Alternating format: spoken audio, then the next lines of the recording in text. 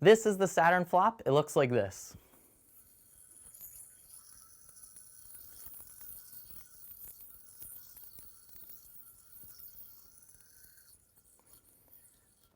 This trick starts with a gyro flop from a slack Kamikaze mount, so make sure you check out those two videos on our channel and familiarize yourself with those tricks. After you're in your gyro flop, you're going to pull your yo-yo so it makes a 1/4 turn, not a complete gyro flop, just a 1/4 turn. And you'll notice I start to ease my hands up, and that will allow my yo-yo to spin on this plane, spin horizontally like this, for a little bit longer than if my hands were pulled apart and I was tensioning the string against the bearing inside the yo-yo. So once again, I'm going to get into my gyro flop. Once you're comfortable with holding your yo-yo in this horizontal position, leading with my throw hand, I'm going to make 1/2 turn around the yo-yo, and then another 1/2 turn. And if you'll notice, with every turn of my hands, each hand is flipping position. And what I mean by that is if you look at my throw hand, we're going to lead with the throw hand. That starts off and it's on top right now. As I make my other rotation, now my non-throw hand is on top. Throw hand is on top, non-throw hand is on top.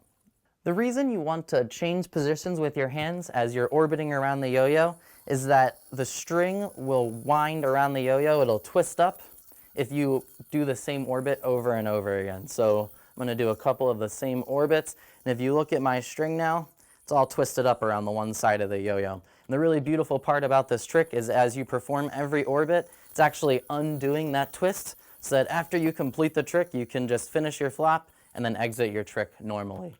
So a big problem that people will have with this trick is the unpredictability of where your yo-yo is going to spin on the plane, meaning like which angle it's going to spin at.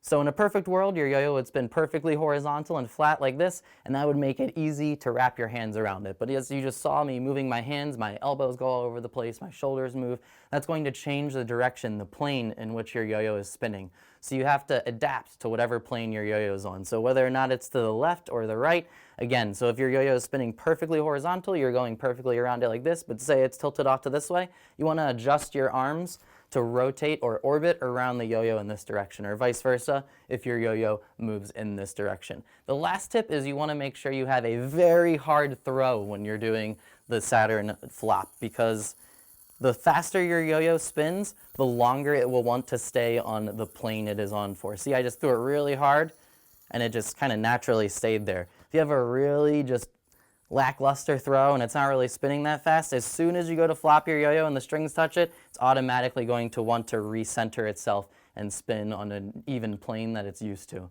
So you want to make sure, again, that you're throwing really hard so that way your yo-yo can spin for as long as it can on that sideways plane.